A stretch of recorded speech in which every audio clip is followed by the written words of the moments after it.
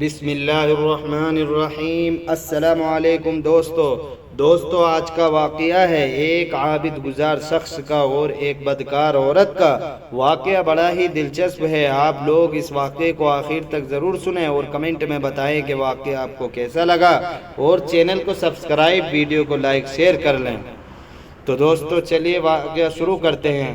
حضرت وہب بن منب رحمۃ اللہ روایت کرتے ہیں کہ بنی اسرائیل کا ایک شخص بڑا عابد گزار ہے۔ وہ اپنی عبادت خانے میں یعنی گرجا میں ہمیشہ عبادت میں مشغول رہا کرتا تھا۔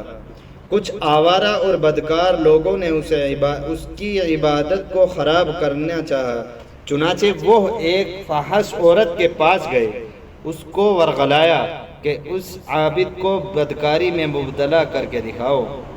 عورت برسات کی ایک تاریک رات عابد کے عبادت خانے میں گئی۔ عابد چراغ جلا کر نماز پڑھ رہا تھا۔ اس نے کہا کہ اے خدا کے نیک بندے، مجھے تھوڑی دیر کے لیے عبادت خانے میں ٹھہرنے دو۔ عابد نے اس کی طرف توجہ نہ کی۔ عورت نے کہا باہر اندھیرا ہے، بارش بھی مسلسل ہو رہی ہے، مجھے کچھ دیر کے لیے اندر آنے دو۔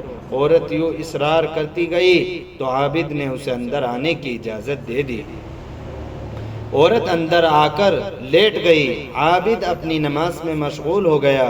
عورت کروٹ بدل بدل کر اسے اپنا حسن و جمال کا نظارہ کرانے لگی، یہاں تک کہ عابد کے دل میں برائی کا داعی پیدا ہوا تو وہ یہ کہتا ہوا چراغ کی طرف بڑھا کہ اے کمینے نفس، یہ ہرگز نہیں ہو سکتا جب تک کہ میں تجھے اپنا آزما نہ لوں کہ تو آگ پر کتنا صبر کر سکتا ہے۔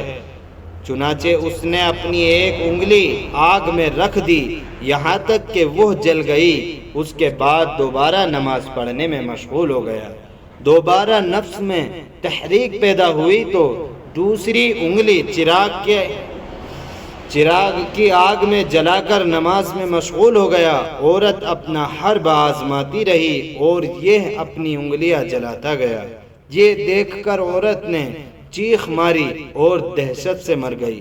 صبح جب وہ اوباش لوگ دیکھنے کو آئے کہ عورت نے کیا کیا ہے تو دیکھا کہ وہ مری پڑی ہے، ان کو موقع مل گیا۔ عابد کو کوسنے لگے کہ اے خدا کے دشمن، اے ریاکار، تم نے اس عورت سے بدکاری کی اور اسے قتل کر دیا ہے۔ یہ کہہ کے عابد کو پکڑ کر بادشاہ کے پاس لے گئے اور عورت کے ساتھ عابد کے بدکاری کرنے اور پھر اسے قتل کر دینے پر گواہی دی۔